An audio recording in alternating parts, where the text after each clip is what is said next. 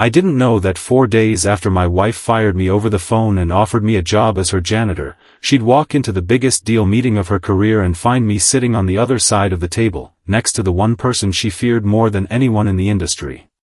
But to understand how her face looked in that moment, you need to hear what happened before it, because that phone call wasn't the beginning of the story.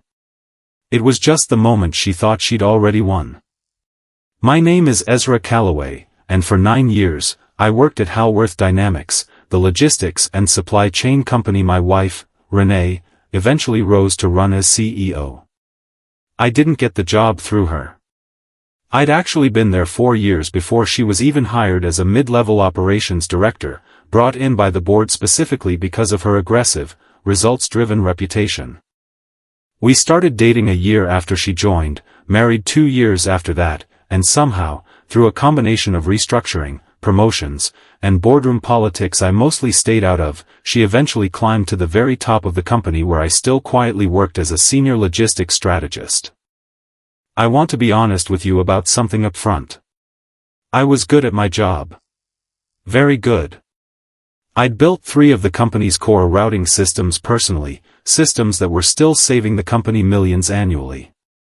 But once Renee became CEO, something shifted. Being married to the boss stopped being a private fact and started becoming, in the eyes of certain board members and especially in the eyes of Renee's younger sister, Vivian, who'd been brought on as chief strategy officer around the same time, a liability she needed to manage. The morning everything fell apart started like any other Tuesday. I was reviewing shipment delay data at my desk when my phone rang. Renee's name on the screen. I remember answering it casually, expecting some quick logistical question. Ezra, she said, her voice flat, businesslike, the exact tone she used for board calls, not the tone she used for me. We're downsizing. Today's your last day, unless you want to stay on as a janitor. I actually laughed at first, thinking it was some kind of dark joke. It wasn't. In the background, I heard Vivian laughing too, that particular laugh she'd perfected over the years, sharp and performative, clearly enjoying every second of the call. Renee, what are you talking about? I asked, my stomach already sinking even as my brain tried to make sense of it. Don't bother coming home tonight either, she said, ignoring my question entirely. The locks have been changed.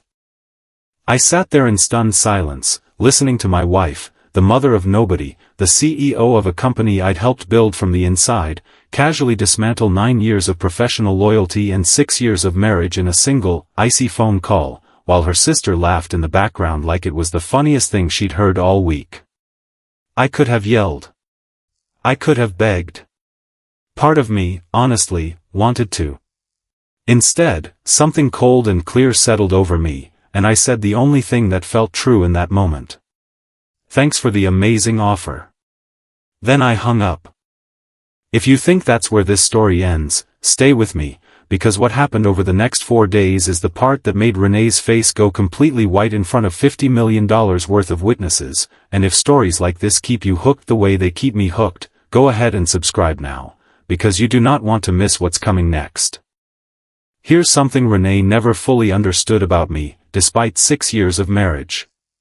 She always assumed my quiet, steady demeanor at work meant I lacked ambition, that I was content being useful in the background while she took the spotlight.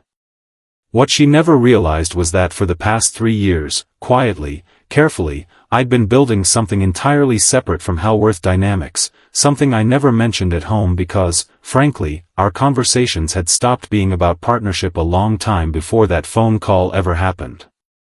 I'd been consulting, off the books, evenings and weekends, for a rival logistics firm called Ashgrove Transit Solutions, run by a sharp, relentless competitor named Marcus Devane, a man Renee considered her single greatest professional threat in the industry. Marcus and I had met at an industry conference 2 years earlier, and over drinks one night, he'd casually mentioned Ashgrove's routing systems were a decade behind Halworth's. I couldn't resist offering a few suggestions. Those suggestions turned into a private consulting arrangement, careful, discreet, and entirely legal, since none of the systems I helped Ashgrove build used a single line of proprietary Halworth code, just my own general expertise, which legally was mine to use however I chose outside working hours. By the time Renee fired me over the phone that Tuesday morning, Ashgrove wasn't just competitive anymore. It was 3 weeks away from finalizing a $50 million regional distribution contract, a contract that, if it went through, would permanently shift market dominance away from Halworth Dynamics for the first time in a decade. I hadn't planned to accelerate anything. I want to be honest about that. I'd been content quietly consulting in the background, staying loyal enough to Halworth on paper while building financial independence on the side. But the moment Renee's icy voice told me not to bother coming home, something in me simply stopped holding back. I called Marcus that same afternoon. "I'm available full-time now," I told him. "As of about 2 hours ago, actually." There was a pause on the line, and then Marcus laughed, the genuine kind, not the cruel kind Vivian had used earlier that day. "Ezra, if you're serious, I'll have contracts ready by tomorrow morning." They were ready by 9 a.m. Within 72 hours, I wasn't just consulting for Ashgrove anymore. I was their newly appointed head of logistics strategy, brought on specifically to help finalize and optimize the exact $50 million distribution deal Halworth Dynamics had been quietly, desperately trying to secure for themselves for the past 6 months, unaware that the deal was about to slip entirely out of their reach. Meanwhile, back at the house I could no longer enter, Renee, according to a mutual friend who still spoke to me, spent those same 3 days scrambling to explain my sudden disappearance to the board, framing it internally as restructuring, while privately, apparently, growing increasingly rattled by my complete silence. I didn't call. I didn't text. I didn't show up demanding my things. I simply vanished from her narrative entirely, the same way she tried to vanish me from the company. The morning of the actual deal meeting arrived faster than anyone at Halworth expected. Marcus and I walked into the top-floor conference room of Ashgrove's biggest potential client, a massive retail distribution chain looking to overhaul their entire regional supply network. We sat down at the long glass table, laptops open, contracts ready, 30 minutes ahead of the scheduled meeting time. Then the door opened, and Renee walked in. I watched her face the second she saw me. Confusion first, quick and sharp. Then recognition. Then something that looked almost like the ground had genuinely tilted beneath her, the exact same disorientation I imagine I must have looked like, sitting stunned at my desk 4 days earlier. "Ezra," she said, her voice cracking slightly on my name, glancing rapidly between me and Marcus. What are you doing here?" Marcus, calm and clearly enjoying every second of this, extended a hand toward her. "Renee, good to finally meet in person. Ezra here has been instrumental in finalizing our proposal for this contract. I believe you two already know each other." I watched the exact moment the pieces clicked together in her mind, the realization that the man she'd casually discarded over the phone 4 days earlier wasn't sitting across from her by coincidence. He was sitting across from her as her company's single greatest competitive threat. "You can't be serious," she said, her voice dropping, glancing at the client representatives already seated at the table, clearly trying to recalibrate in real time. "Ezra doesn't have the authority to." "Actually," the lead client representative interrupted, glancing at her notes, "Mr. Calloway's proposal has been incredibly thorough. We're honestly quite impressed.